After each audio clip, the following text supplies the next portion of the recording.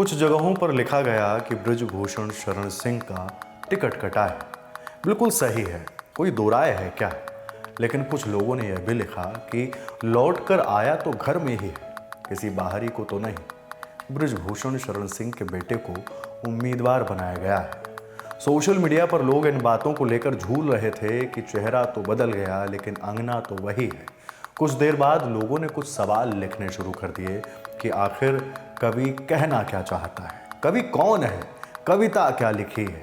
सब कुछ इस वीडियो में बताएंगे। सोशल मीडिया से पहले एक ही दुनिया हुआ करती थी, लेकिन इंटरनेट वाली क्रांति आने के बाद अब दो दुनिया तैयार हो चुकी हैं। दूसरी दुनिया से एक एल्बम मिला है करण का। पता चला है कि इंस्टाग्राम पर वह एक्टिव है। लगभग 7,500 के आसपास फॉलोअर्स।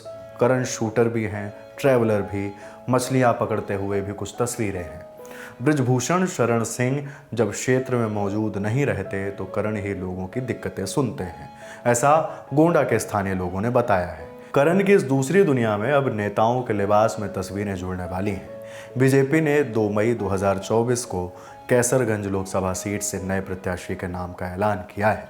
कशमकश कई दिनों से चल रही थी। कयासों को हवा में उछाला जा रहा था कि कैसरगंज से बीजेपी नेता और भारतीय कुश्ती महासंघ के अध्यक्ष रहे बृजभूषण शरण सिंह नहीं तो फिर अगला प्रत्याशी कौन। नाम के साथ चिट्ठी आई।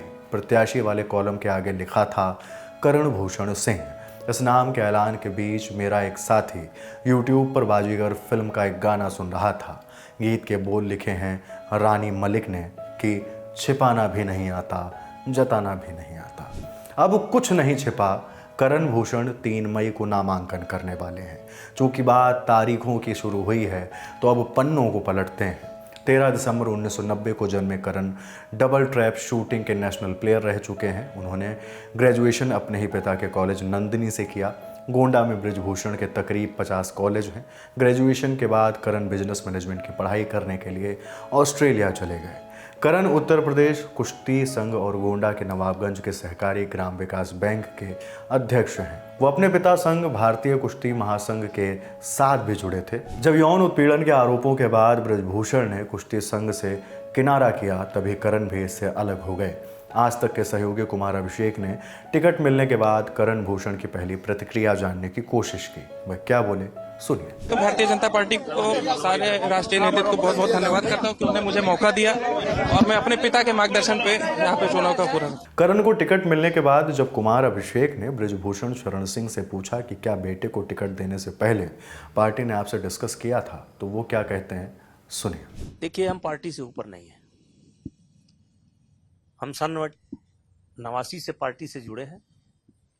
एक बार बीच में 9 में एक स्थिति आई थी, मैंने स्वयं पार्टी छोड़ा था और समाजवादी पार्टी से चुनाव लड़े थे और कैसरगंज से जीते थे। 14 में फिर हमने पार्टी ज्वाइन की और पार्टी से ऊपर हम नहीं हैं।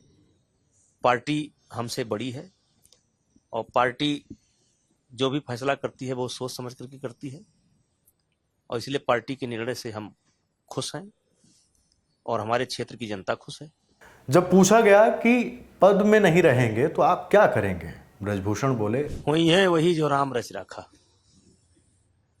ये जिंदगी जो है रेल की पटरी नहीं है, ये नदी की धारा है और कोई भी व्यक्ति जो सोचता है उसी के अनुरूप नहीं होता है। और मेरी भूमिका क्या रहेगी क्या नहीं रहेगी ये कुछ सोचने का मौका दीजिए। बृजभूषण का टिकट कटने के पीछे उन पर लगा यौन उत्पीड़न का आरोप माना जा रहा है। दिल्ली पुलिस ने जून 2023 को बृजभूषण के खिलाफ चार्जशीट दायर की थी। 7 मई को कोर्ट इस मामले पर बृजभूषण पर आरोप तय करेगी। इसी दिन तीसरे चरण की वोटिंग होनी है। उधर उद्धव गुट से राज्यसभा सांसद प्रियंका चतुर्वेदी ने करणभूषण की उम्मीदवारी को लेकर सवाल खड़ा किया है। अब बृजभूषण की कहानी का रुख करते हैं। छात्र नेता, ठेकेदारी, फिर एक कत्ल का आरोप और इसी के साथ शुरू हुई राजनीतिक पारी। 6 बार के सांसद। 2008 में यूपीए सरकार के खिलाफ आए अविश्वास प्रस्ताव पर क्रॉस वोटिंग के आरोप के चलते बीजेपी ने पार्टी से निलंबित किया तो बृजभूषण ने समाजवादी पार्टी का दामन थाम लिया। मोदी लहर में 2014 में बीजेपी में वापसी की, तब से लगातार कैसरगंज से बीजेपी के टिकट पर सांसद हैं। 1991 से शुरू हुई राजनीतिक पारी के दौरान बृजभूषण ने सीटें और पार्टी तो बदली, जैसे कभी गोंडा से तो कभी बलरामपुर से चुनाव लड़ा तो कभी कैसरगंज से। 1998 का चुनाव छोड़कर वो हर चुनाव जीते। इस बार प्रत्याशी उनके बेटे हैं, लेकिन उन जानकारों का कहना है कि चुनाव की कमान बृजभूषण के हाथों में ही है। कैसरगंज सीट पर 20 मई को वोटिंग होनी है।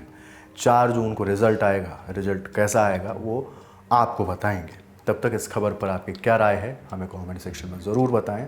आपके लिए सारी जानकारी जुटाई है हमारे साथी रजत पांडे ने। शुक्रिया।